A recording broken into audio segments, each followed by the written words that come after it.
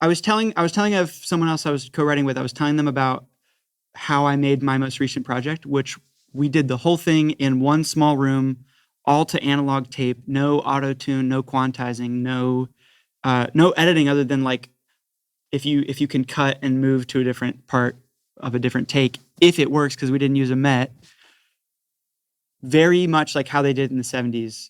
And I love that we made it that way, and I feel really stuck on that. And the guy was like, "Oh, dude, nobody cares about how you made it.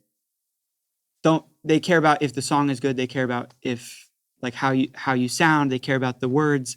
And I'm like, I think you're right. I think there is some amount of truth in that. But then AI art wouldn't freak us out.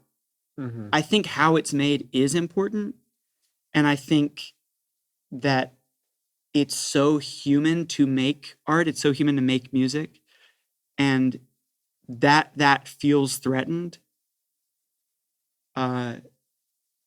Is it the making of the art that is threatened, like the fact that if AI starts making much art, will stop, or that the money and the professions that revolve around the art is more threatened?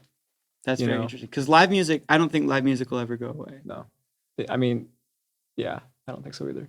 And they had this same argument about MIDI back in the 90s or whenever that started getting really popular. MIDI, like MIDI instruments, sound banks, whatever. Yeah. Like they were like, "Oh, you're taking jobs away from musicians," and that was true. And there are still people that record live because you just can't. You're never gonna get like a string MIDI sound that sounds as good as a real string instrument. You're not gonna get, you know what I mean? Like, so. No, I agree 100%. But that argument was the same argument then. It's like, it's the same thing. You're taking jobs away. And I think that's true. And so as songwriters, it's like, we're going to sit here and write a song in an hour or however long it takes, when we could just type into ChatGPT, write this song, and then be done, and we don't have to do anything. We could do nothing right now, but we're opting to do something. And I think there's value in that. And I think that people, I don't know, it's freaky, dude. Because I don't know if people care or not. I just hope they do. Yeah.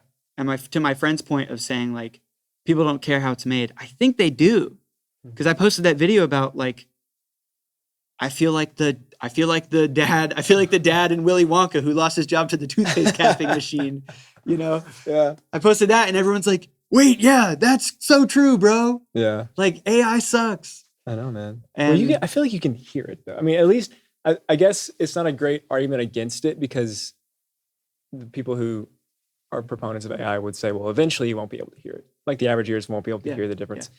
Maybe that's true, maybe it's not. But as we stand right now, like AI still can achieve like pop music, pop country, really like synchronized, quantized tracks. But like the live stuff, like stuff you're doing, the stuff like that people release voice memos of stuff and get really popular. Like that's it's almost like a pushback to stuff that sounds like AI.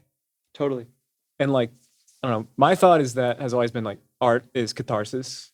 And like we make art, not just lyrics, but also like melodies and chords, like that kind of comes from emotions that we feel or have felt. Like essentially we like the art that reminds us of a feeling we felt before. So it's like, to make good art, you essentially put something into a medium that makes you feel something and feel good. And AI can't do that. It definitely can't do that. And until it like is able to feel the same emotions as a human, like how is it gonna put something into a medium that simulates, or like, what's the word, that makes someone else feel that same emotion? It just has to like replicate. That's all I can really do.